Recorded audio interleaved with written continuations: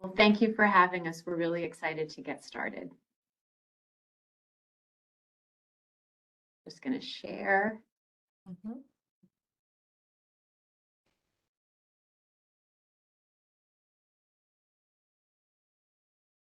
All right, well, as Tiffany said, we're from Greens Do Good, and we're really excited that you would join us today.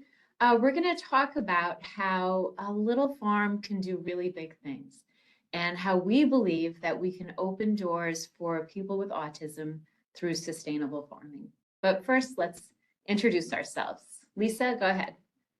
Hi, everyone. So glad you could join us today. I'm Lisa Goldstein.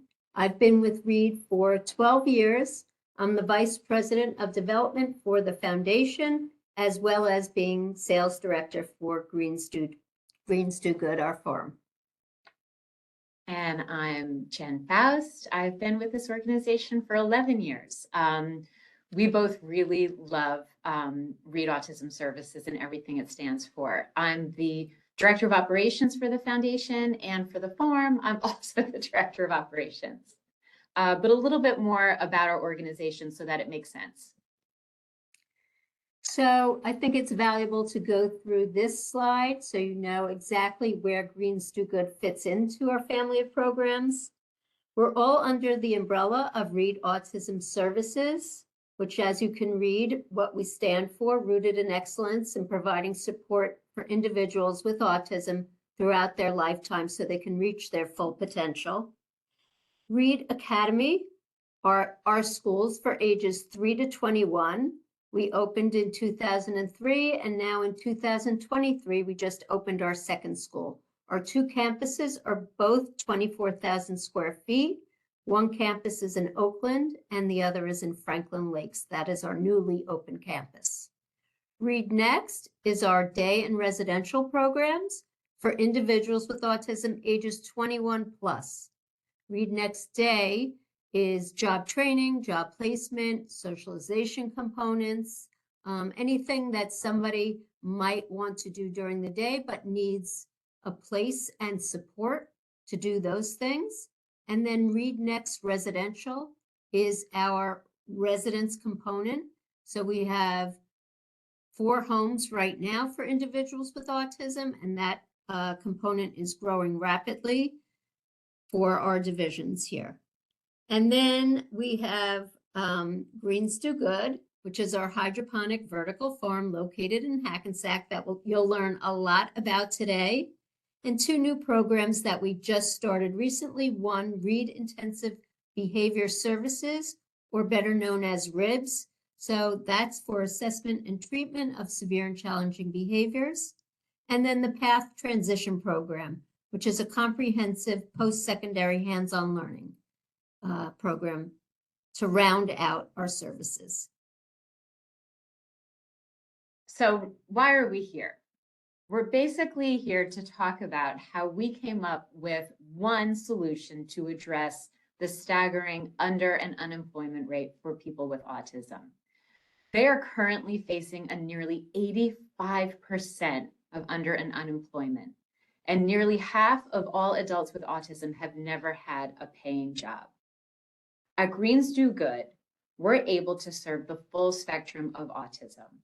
We see staff and interns who have either limited stamina or require flexible schedules, or staff who come independently and need less support, arrive and depart without any assistance. And both of these groups at the farm are able to work quickly through our standard curriculum from beginning to mastery. Everyone plays a critical role at the farm. So why did we pick a farm? Of reasons. First thing is that we found that farming is the perfect vocation to meet staff and students where they are. Also, it's been evaluated by the Department of Labor and given a bright outlook seal, which means it is a career path with a high growth rate. The anticipated growth of global hydroponics market is approaching 22.5% through the year 2025. Jobs for agricultural technicians are supposed to grow faster than average, with an increase of 8% or more over the period of 2021 through 2031. Additionally, it fills a critical gap. Vertical indoor farming helps to address food insecurity in urban areas with year-round production of nutrient-rich foods. We know that by 2050, there will be more than 9 billion people on this planet, and we need to grow 60% more food just to meet minimal needs. The autism community can make a big impact in this.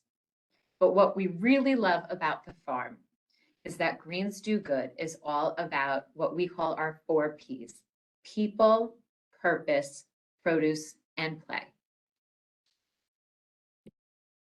So a little bit more about our farm. So the slide that you see is actually our farm in Hackensack, New Jersey. So you can see our towers and specifically how we grow vertically and how water is transported from the bottom reservoirs that you see in blue all the way up to the top tiers. Essentially, we've reduced our footprint and using less square footage and growing vertically than any traditional farm. Our crops take between 2 to 6 weeks from seed to harvest, so it's very easy to transition crops and to plant whatever our customers are interested in. And it's a fairly uncomplicated pivot process for us to do that. Our farm is energy efficient, and what our customers love most is that we're herbicide and pesticide free. So some farm facts, and this is what we're growing year round. We grow basil, butterhead lettuce, spring mix, baby arugula, and more than 25 varieties of microgreens. But something that you may not really realize is that, as I said before, all of this is grown inside a warehouse, and it grows 365 days a year, rain, snow, or shine. If you saw it from the outside, you'd never imagine there is a farm inside. Actually, true story, we have multiple people that come to visit our farm, and they're dressed in boots and jeans and ready to trudge through a farm, and they walk into a magical wonderland. It's 3,300 square feet in an industrial center. It's sustainable, as I mentioned, because we use less water, less energy than any traditional farm. We grow in water because there's no soil or manure, and we don't need to treat any of the plants with herbicides and pesticides because of that. If we have any pests at the farm, we release ladybugs, and they take care of all the issues that we have. Our number 1 product is basil, followed by butterhead lettuce. Right now, there's a lot of interest in microgreens because of their nutritional content and the incredible variety of tastes. If you don't know about microgreens, the quick tutorial on them is that they're tiny miniature greens that mimic the flavor of any traditional green or vegetable. So we have basil microgreens, broccoli, carrots, radish, wasabi, to name a few. And there is a vast, vast majority. So we understand that it is sort of hard to visualize. We thought it might be easier to show you some video of inside our farm.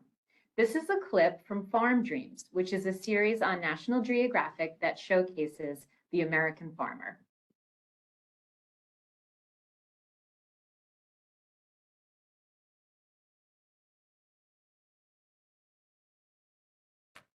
We can't hear the volume.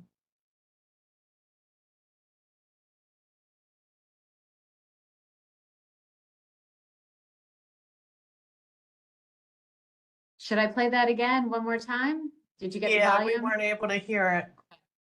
Let me know if this works.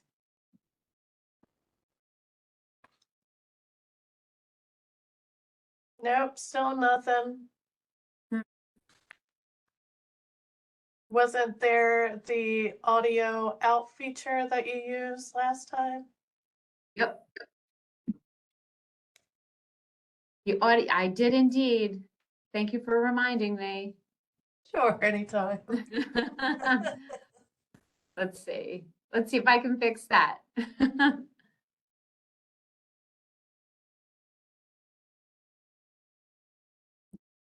Thank you for your patience.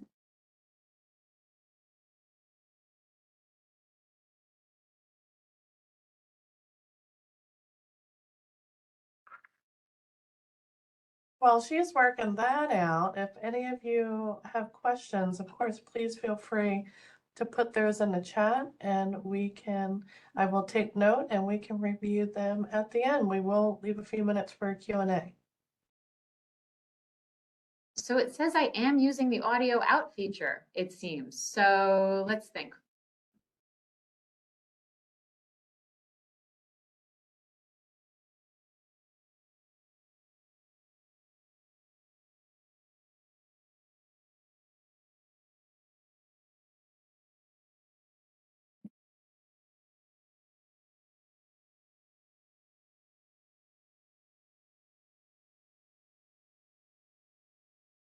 Nope, I still can't hear it. That's such a bummer.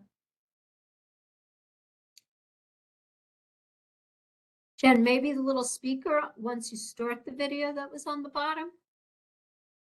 You see a speaker on the bottom? I did before.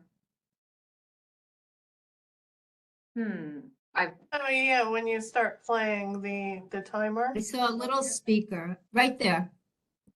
It's Yeah, all the that's way up. yeah.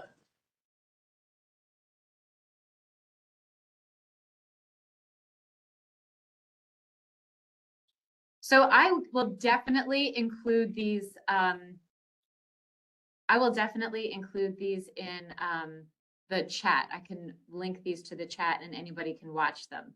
But for the video, you can sort of see a little bit more about the farm and how the basil grows.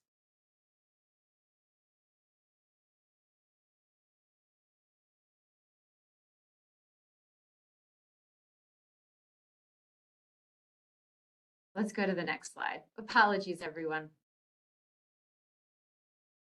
Okay, so pre-employment transition services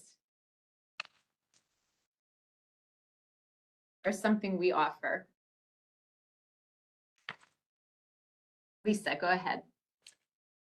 Okay, so we opened Greens Do Good in 2019 to employ our own Read Next participants. It was conceptualized as an insulated program for Read. COVID then hit in March of 2020, and we had to send everybody home except our farm manager and our farm technician who worked alternate shifts to keep the plants alive and our dream alive. And what we learned basically was that there was a demand for food because so many were suffering from food insecurity during COVID. And so continuing to produce quality fresh produce locally would help solve a crisis right in our own backyard. In January 2021, we decided to open our doors to transition program participants so we could supply more students with opportunities and continue to feed the community. What started with 3 students and ended the school year with 25 began discussions for us with the Department of Labor Program Planning and Development Specialists, DVRS, the Division of Vocational Rehabilitation Services, so we could become approved vendors of work-based learning. It took a full year to move through this application process, and today we proudly host over 80 students from 15 different school districts in northern New Jersey, with, I might add, a very long waiting list. We employ a dedicated workforce development coordinator who oversees the education of our trainees at the farm. These services are designed to be an early start at job exploration, touching upon job readiness and skills and self-advocacy. Core to this program is our customized curriculum, which was developed in collaboration with board certified behavior analysts. The farm duties have been broken down into over 100 skills and then further broken down into 3 levels. Each skill is broken down into prerequisite, targeted, and overall skill mastery and independence. We also collect data and use a robust reporting structure to keep track of progress and inform DVR of major milestones. So working towards solving food insecurity, creating private-public partnerships to address food insecurity is now part of Reed's and Greens Do Good's mission. You have learned Greens Do Good empowers autistic adults to be part of the solution, positively impacting communities by growing food to feed the hungry. We have partnered with the Bergen County Food Security Task Force, a government office dedicated to addressing hunger in Bergen County. Center for Food Action provides emergency food packages and homelessness prevention assistance. QMAC provides supportive services for individuals and families to get the resources they need. It is an appointment-based marketplace in Paterson, New Jersey. Eva's Village provides care and support for people struggling with poverty, hunger, homelessness, and addiction. And then GBCA, Head Start, Greater Bergen Community Action services range from early childhood education to health, nutrition, and education for the entire family.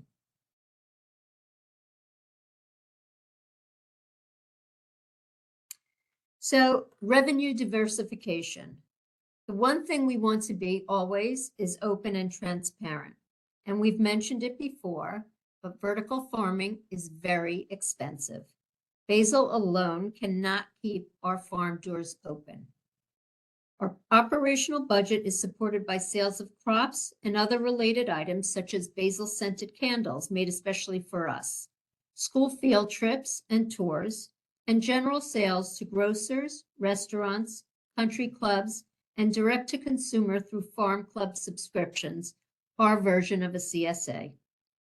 As a nonprofit, we are very lucky to be able to receive donations and grants through private foundations, which make up nearly 30% of our funding, and the income from work-based learning is budgeted to be around 15%.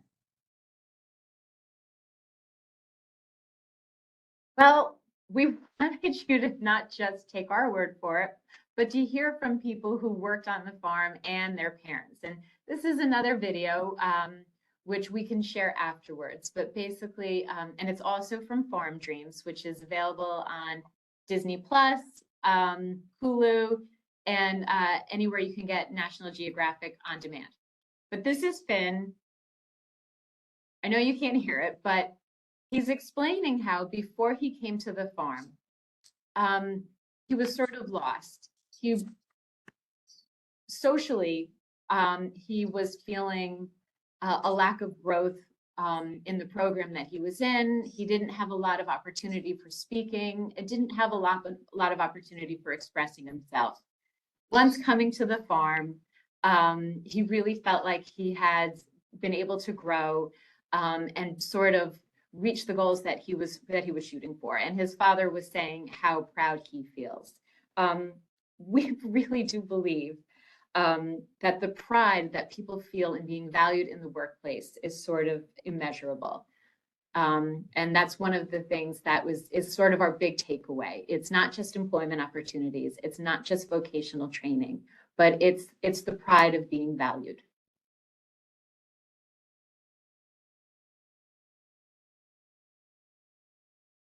And this is what some other folks are saying. As Lisa mentioned, we've partnered with Greater Bergen Community Action, and they've been very, very vocal in talking about how grateful they are to have our participation, our partnership. I don't have to read the slide, but it's just one testament to the impact that people with autism can make. Oops. And this is Chef Tony. He's from Edgewood Country Club. Chef Tony was our first customer. He's been a steadfast partner for the past 4 years.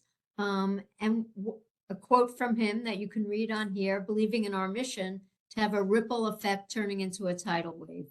And he truly believes that. He has been a very strong advocate of the farm. He constantly puts whatever we do and whatever he does with us on social media and connects us to many, many different people from various parts of the state, community, et cetera, that we could do business with or that we could partner with in any sort of way. And one of the job coaches, again, you can read the quote from the transition job coach that accompanies student interns. So what's next for Greens Do Good? Obviously, the bigger we are, the more opportunities we can offer. We've identified an even more sustainable method for growing nutritional greens. Upcycled shipping containers are outfitted with rows and rows and rows of built-in all of the plumbing, the irrigation, and everything necessary for growing produce. So one typical pod yields about 37 heads of lettuce per month. But we've customized our pods. We've turned them into learning labs. So half of the pod is for education and the other half is for growing. So we can expect to grow and harvest 1,700 heads of lettuce per pod, and we now have purchased 4 pods. So the vision of this is ultimately that it would be adults with autism growing produce to serve the hungry and food insecure in our communities. And now we have time for questions.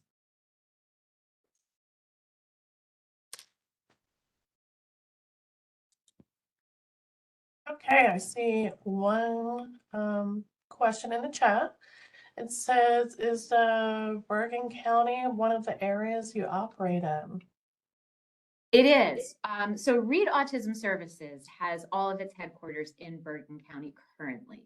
Our offices are in Franklin Lakes. The schools are Franklin Lakes and Oakland. Our residential homes right now are in Glen Rock with additional homes coming in Fairlawn, and the farm is in Hackensack. And when we grow, we are hoping that our 4 pods will land at the Meadowlands Environment Center through a partnership with the NJSEA and Ramapo College. So part of this partnership is also to offer individuals with autism an opportunity to attend Ramapo College and get a certificate in sustainability.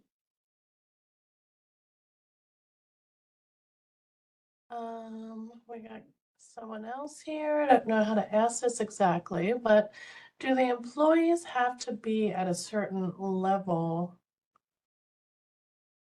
to speak of autism? Like, can you provide clarification, Carrie, at the end of that question?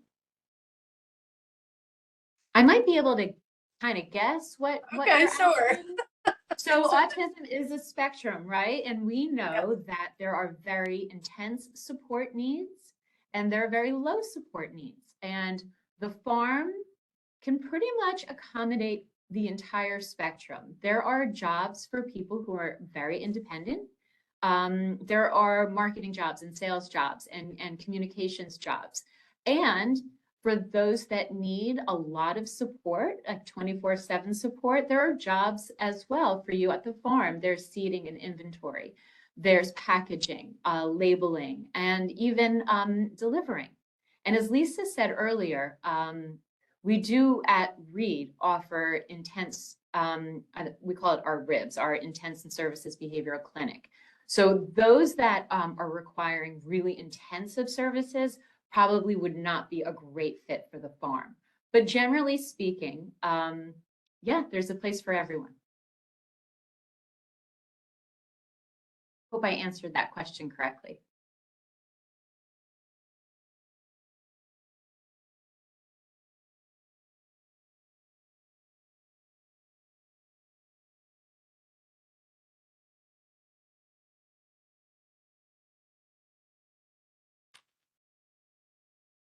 Anything else? Sorry, I was on mute. Oh, gosh, no I problem. went on mute to clear my throat. The question was, what is the composition of your staff? OTs, SLPs, admin, horticulture staff? Who's working? Okay, so is that specific to the farm or Read Autism Services? Lisa could probably answer Read Autism Services, and I'll just do specific to the farm, not including Lisa and myself, because we're really sort of Read Autism Services employees. At the farm, we have, it's a very small farm, it's 3,000 square feet. We have 5 full-time individuals that do not identify as having an intellectual disability. They are farm manager and workforce development coordinator and farm techs. And then we also have 5 individuals that do identify as having an intellectual disability on staff as well. And they are assistant coordinator and farm techs. So it's sort of a 50-50 split. But again, if you're asking about Read, Lisa can probably jump in. So as far as OTs go, we do not have any OTs on staff at Read. We do have speech and language professionals. We have 2 speech and language professionals housed within each school. So there's 2 in Oakland and there are 2 in Franklin Lakes. And our school, ages 3 to 21, Read Academy, both schools being the same, it's just broken up by age. So we have ages 3 to about 11 in Franklin Lakes, and then starting age 12 to 21, they're in Oakland. Our population is on the more impaired part of the spectrum. So every student has their own instructor. We're a 1-to-1 teacher to student ratio here at Read. We always have been, and that is our model. We have up to about 40 students per school. That's our goal. We just opened our 2nd school in January, so that's our goal now, is to have approximately 40 students in each campus. And I think we have a large number of board certified behavior analysts. I don't remember the exact ratio. Yes. But it is sort of almost 40%, I think, of our teaching staff are BCBAs. But yes. All right. Next question up is, how did you get this up off the ground?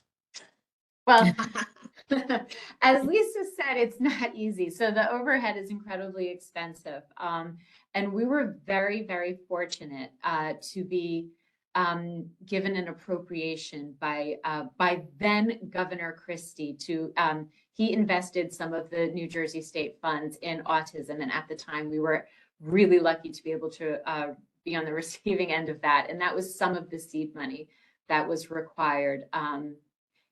You know, like we said, it is getting expensive to, you know, the overhead is getting expensive, and we are finding new sustainable and really less expensive ways of farming. And that's the pods.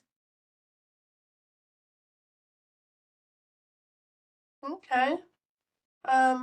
Next question is, what are some of the ways this organization works to create an inclusive and safe space?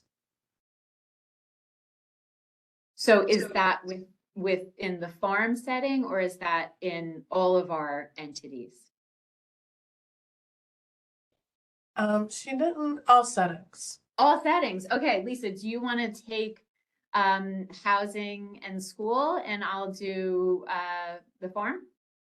Sure. So housing, our homes for our Read Next residential participants are in your typical neighborhoods.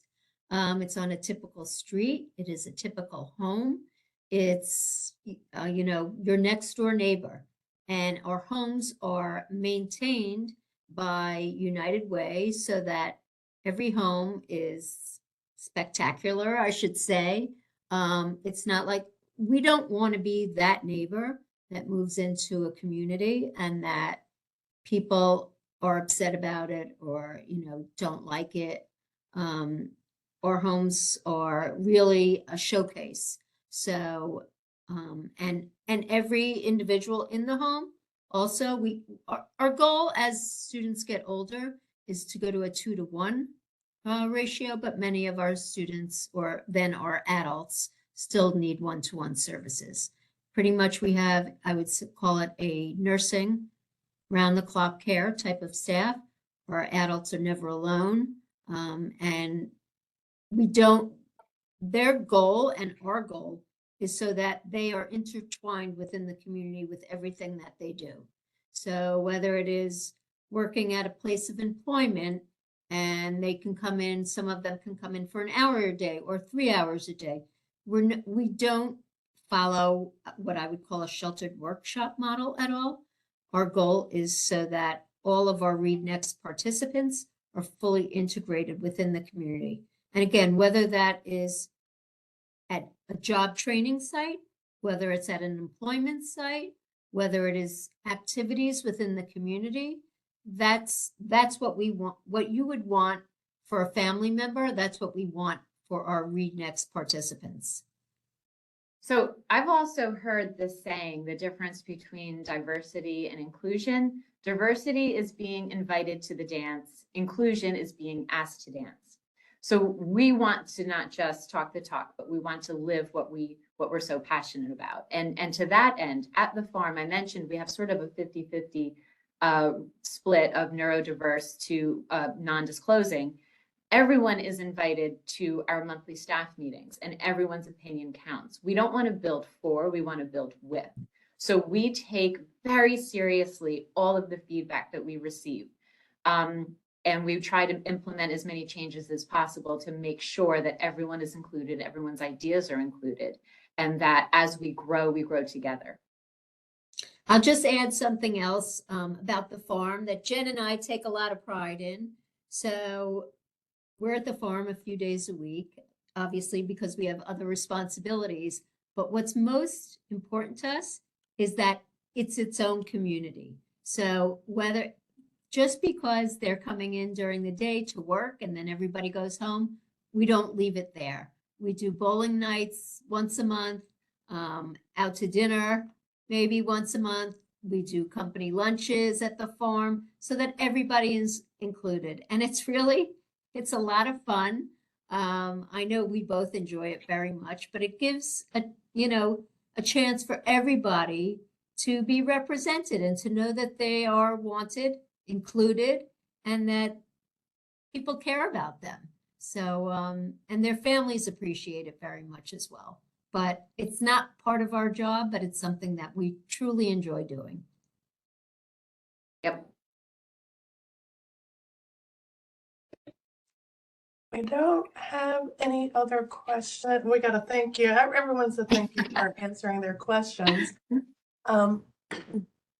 But no more at this point, but I have a question. Okay. How do you get your clients? Is it fee-based? Is it insured? Like how's the cost of participants covered? So when you say clients, you don't mean the people that are buying the produce. You mean our individuals with autism. Yes. Okay. So there's two different ways. So the first thing is we have partnerships with lots of schools. I think it's like 15 schools and districts throughout northern New Jersey. And as Lisa said earlier, we're approved vendors of work-based learning. So that means that they can bring their students, so usually it's 16 to 21-year-old students, to our farm for educational purposes. So because we are approved vendors, it's the state of New Jersey Department of Labor that reimburses us for the education that we're providing to each one of those students. And then we also offer paid employment opportunities for those students that finish the curriculum, really like farming, and want to work with us. I mean, obviously, interest is the most important thing you have to take into consideration. Some folks finish the curriculum and say, nah, not so interested in farming.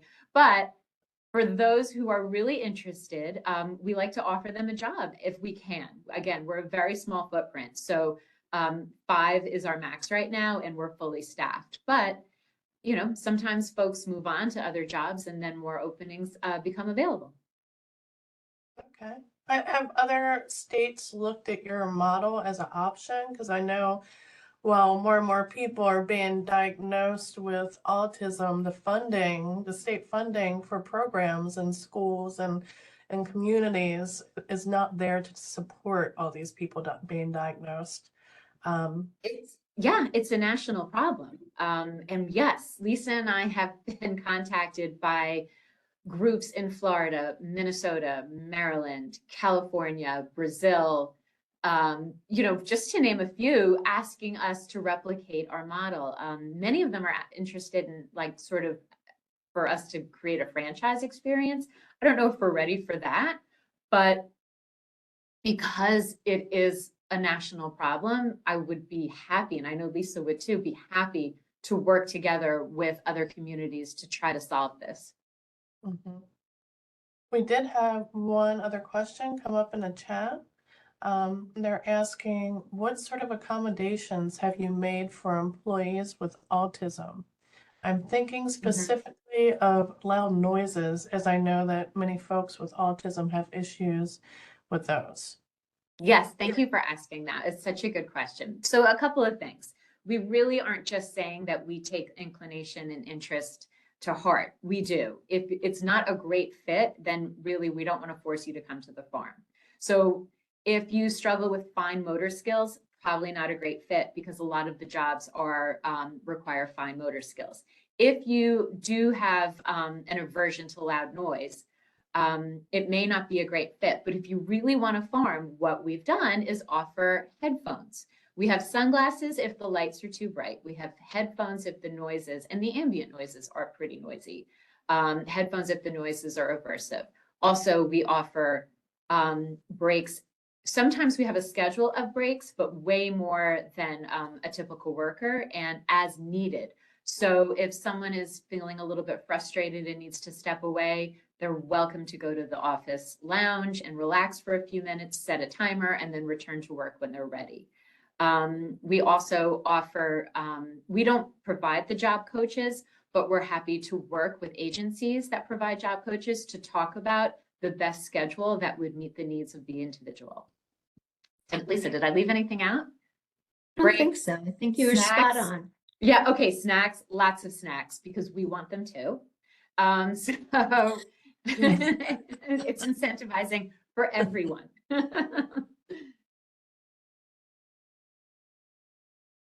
Okay, at this point, we don't have any questions, except I have another question.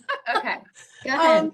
So I'm looking at the screen. Is the photo on the slide also from the farm, or are these microgreens? Those are our microgreens, yeah. What varieties? So, I think we have red rainbow radish. This, that's in the back, the red one. The close right, bottom right here, I would say is micro basil. And I am not positive what the middle think it's micro is sorrel. there. It's But I sorrel. will tell you our most popular micros are basil. We have a spicy mix. We have a mild mix. Wasabi is very popular. Lemon basil and broccoli. Those are the predominant ones that we sell to retailers like ShopRite. But I would say restaurants and country clubs, they use a much wider variety because they can put it on anything like carrot. We actually grew cantaloupe microgreens recently. So we hope to do a little bit with that as the weather gets warmer here in New Jersey. And cilantro is very popular as well. Okay. Yeah, when I hear microgreens, I think more of high-end smoothies and smoothie shops and fine dining. Yeah, fine dining, that's what you're going to see, on your plate, but don't push it off. Don't push it to the side. You should eat it. Oh 'cause no, it's I always nutritionally eat them. packed and tastes yummy. But really, Yes. the one thing that we used to do prior to COVID was we'd have, when we had a tour come in, we did tastings. And I mean, to see the look on people's faces, to taste a little green and it tastes like carrots is remarkable. Nobody would ever think that that would be, or radish or beets. or celery, anything like that. So it's Yes. pretty incredible. Okay, yeah, I bet it is. We do have another question that came in. This question is, how does the salary of farm employees compare to the national average? So I guess you're asking about minimum wage. I'm thinking, or because the national average is really skewed because of the giants like Aero Farms and Bowery. They overpaid their staff by a lot, and each one had, volumes of firings and terminations to make ends meet or declared bankruptcy. So it's kind of a wonky space. But at Greens Do Good, everyone is paid the same amount. So it's not like people with autism are paid less.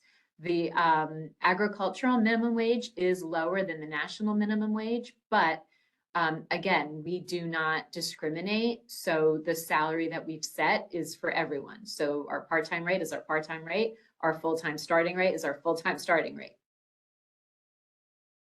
Okay. And no other questions at this point. Is there any last minute Well, I guess tidbits? the only thing that I would leave everyone with is that, we found sort of a novel approach to finding employment for people on the spectrum.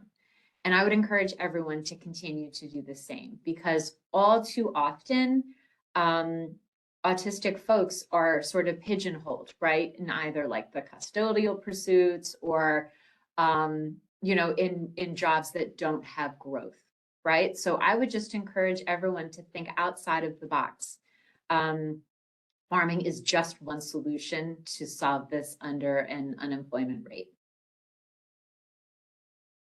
I'm also thinking not only for autism, but areas that are food deserts. But Mhm. being that it's so expensive, that's a hurdle to It is. overcome. Well, thank you for having us. We really enjoyed presenting today, and happy to provide any follow-up if you want to. Lisa and I are both available, by email on our website if you need to ask us questions. And again, I would encourage everybody to watch Farm Dreams, which is on Nat Geo, for the audio of those clips that I was not able to present. Thank you, everyone, for joining in today. Yes, thank you all for joining us. We appreciate it. I thought this was a great presentation, and I think it's such a fascinating program that you have going. And for the reasons I mentioned before with the rates of diagnosis and services, I'm hoping that more states, like you said, think out of the box to get needs met for folks living with autism, because it's a huge issue. I used to see in my line of work, before I became a librarian, I was a clinical social worker, and services were definitely lacking for this population. So, so I don't know if you're following the chat. People Yeah, I just saw someone's from Franklin Lakes. Yay! I was born and nice. raised. Awesome. Thank you, thank you, thank you. Yes, I'm so happy you all appreciated the presentation and enjoyed it. And thank you both again for coming. Thank you Since for we having don't us. have- Yes, yes. Since we don't have any more questions, I guess we can go Okay. ahead and end this presentation. So Okay. thanks to the participants and our speakers, and hopefully we will see you at another NNLM webinar in the future. And lastly, I just put the link to the evaluation in the chat again for everyone. Follow that link, complete the evaluation, and then you will be given your MLA code to get access to your MLA credits. So thank you all again, and have a great day. Thank you, everyone. Bye-bye. Bye.